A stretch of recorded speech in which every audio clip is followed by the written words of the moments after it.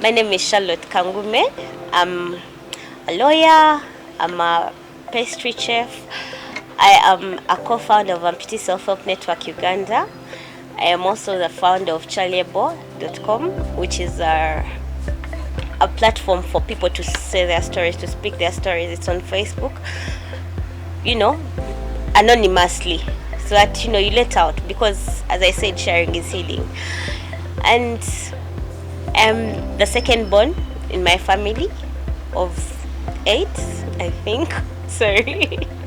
8, yeah. I'm a daughter to a teacher, Mr. Kafero Eldad. So I went to Kampala Parents School for primary, and then I went to Old Kampala and Mariam High School for secondary school. Then I went to Nkumba University, where I did the bachelor's in law.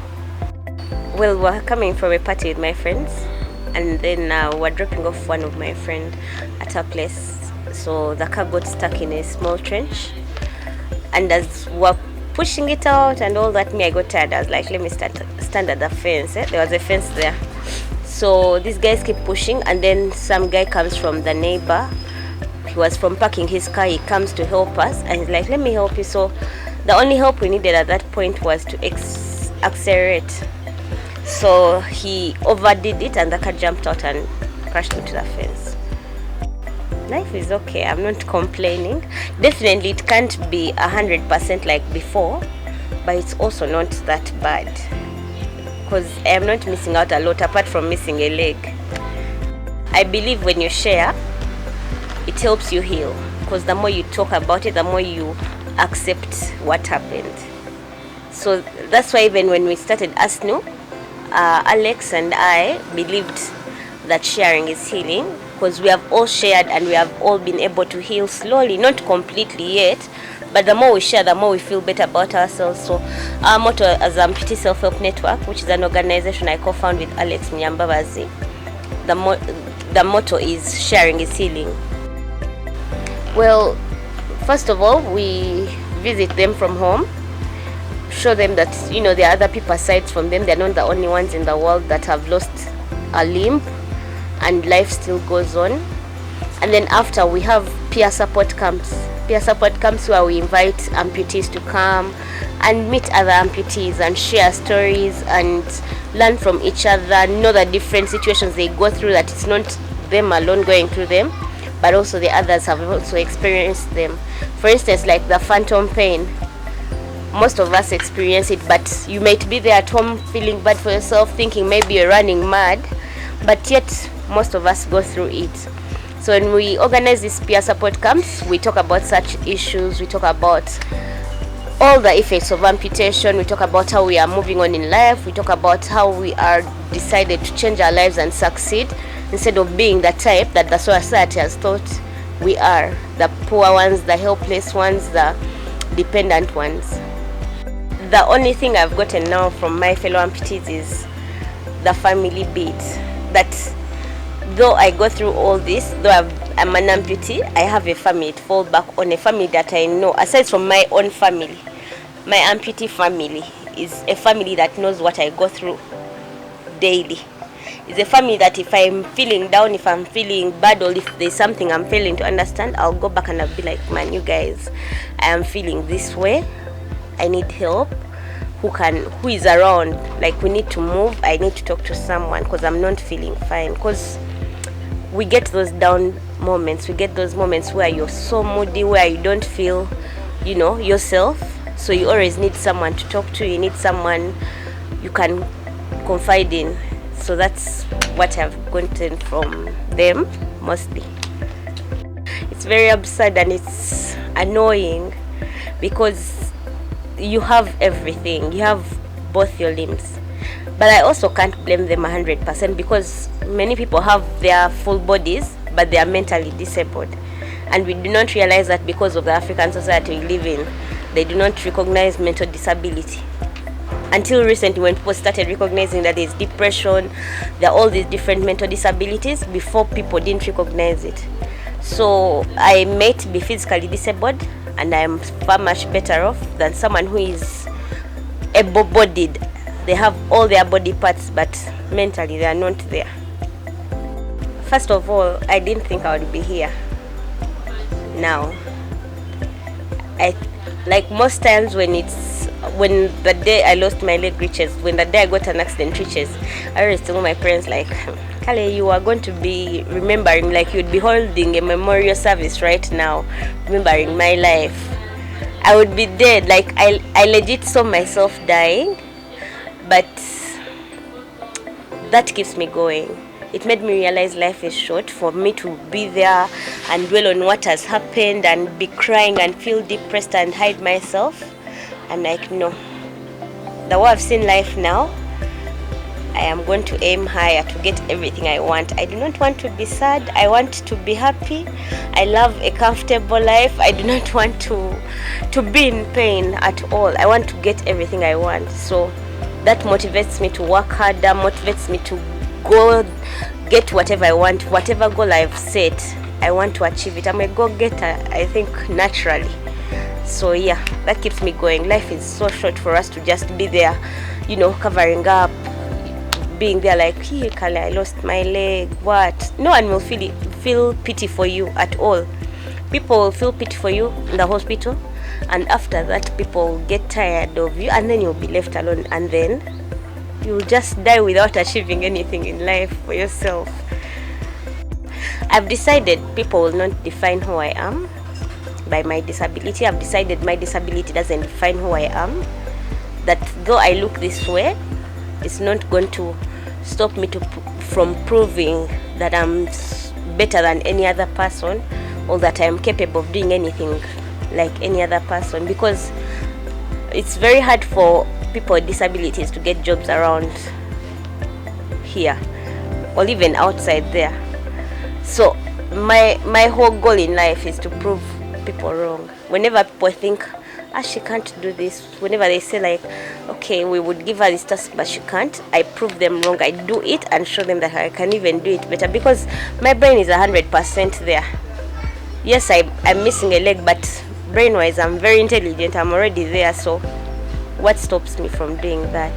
You see, I've decided not to feel pity for myself, because we meet very many people whose lives are just dormant, whose lives have been short-lived because they feel pity for themselves, and they feel everyone should feel pity for themselves. Now me, I've decided not to do that, and I've decided my happiness comes first. If I'm not hurting anyone, if I'm not harming anyone, I am doing something that is helping me, and in the end run it's going to also help others. That is enough for me. There are no words I can extend to them. I just pray for them, because they do not know what they have. They do not know how blessed they have to have both their legs, to have both their hands, to have eyes to see. We see people without all their limbs, but they're still making a living for themselves. We see people without hands, but they're still working using their feet. And you're just there seated, really. What words can we give you that can motivate you? We would, personally, I feel we would be the motivation for you who has both your limbs. We would be the motivation for you to show you that, you know what, me, I'm like this, but I'm working hard. What is stopping you from doing that? Me, I never give money to people on the streets. Never. Unless I am paying you for something you're doing, I can never. That you're just begging, I give you. Why? You have both your limbs. What is stopping you from going there and earning that money? First of all, family helps a lot. You know this situation is not something easy. You are moving on both your feet and now you've lost. You had both your hands and now you have one. Adapting alone is a very stressful thing.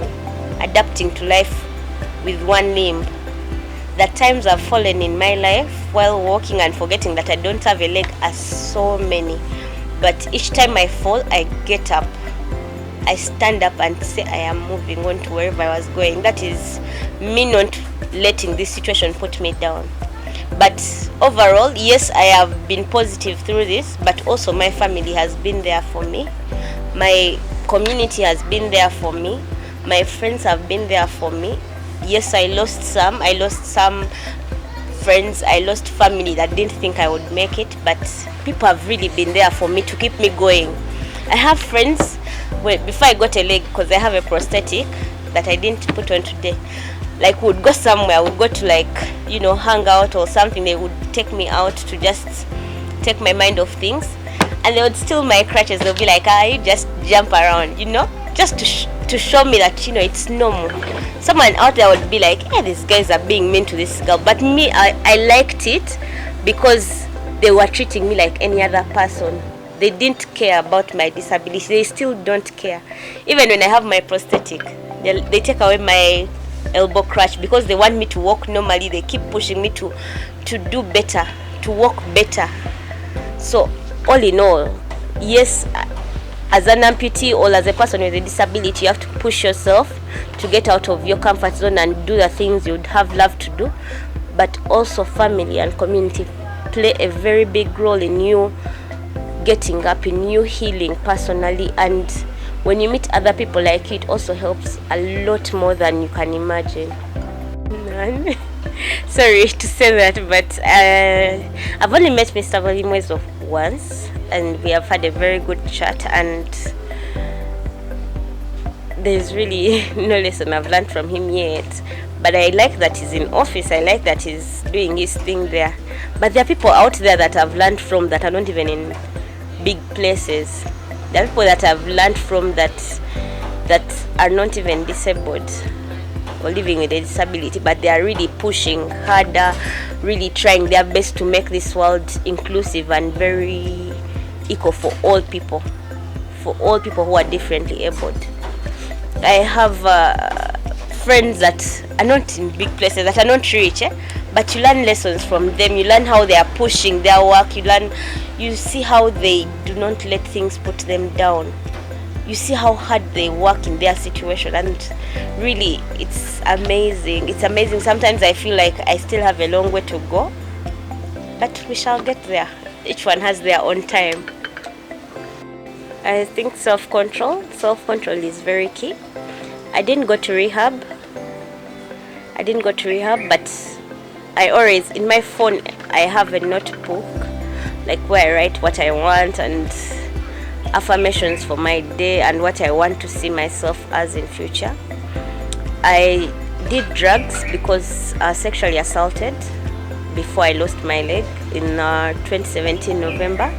So the drugs, the drinking were all just me looking for comfort, me looking for a safe place where I don't want to think about whatever happened, because I had no one to talk to about it, no counseling or anything. So when I did that, it just helped me feel safe, feel like, you know, forget whatever happened and just take a breathe in.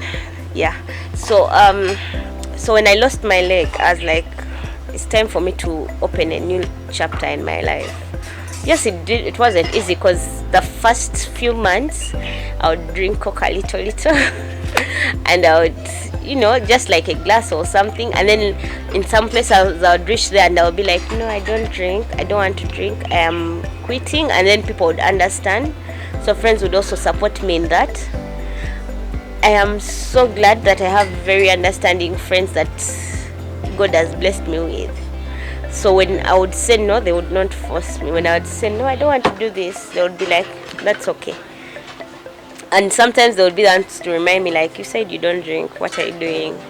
So aside from that, you have to have self-control. You have to keep reminding yourself, like, you know what, I am opening a new leaf, I'm opening a new chapter in my life. I want to be here in this time, and I can't be here if I'm still doing this. Yeah, that's how I've been able to overcome it. But it's not easy. It just needs you to keep, you know, everything in life, every good thing, it just doesn't come easily like that. You have to put in effort, you have to work hard on it, and then that's when you achieve whatever you want. Do not stop trying. Keep trying, because if you don't try, you'll not know where. You'll not even get the experience. You'll not know how far you can take this. I've not been working since last year, and then I started my pastry business. But each day has been a learning thing. I have not yet started profiting from it, but I am learning on that job. I'm learning that, you know what, I have to keep pushing, I have to keep doing this. We started Amputee Self-Help Network in 2018. It was registered in 2019, and we entered into it not knowing what to do, how to help people, how to do this. Our only goal in our head was like, you know what, we just want to give people psychosocial support. We want to give people hope that, you know what, you can be anything, you can be an amputee, but when you're rich, when you have everything you want, you can drive yourself anywhere. And we've learned on that job, we've learned you have to do this, you have to take photos, as you know, to show transparency of whatever you're doing. And really, it's all pushing, it's all hard work, it's all learning, it's all trying, not giving up, because we learn from our experiences. That's why you see people say try but never fail to try, because when you try, you know how to change whatever you're trying, you know how to get to whatever goal you've set. And I am happy to say because I've kept trying in the different things I want to do, I am getting there. I'm seeing life coming into whatever I've aimed at. I'm seeing things changing. I'm seeing people's lives changing because I've decided to share my stories. I'm seeing people's lives changing because they see how we dress, they see Alex Mnyambawazi, they see Jared, they see all these people we work with, and they're like, man, if those guys can do it, if those guys can, you know, get involved in such activities, then why not me? So just try, just don't fail to try, just keep trying, you'll get wherever you want. You just have to come out of that comfort zone you put yourself in, like, but I fear failing. We all fail in life, but it's through failing that you learn what to do next.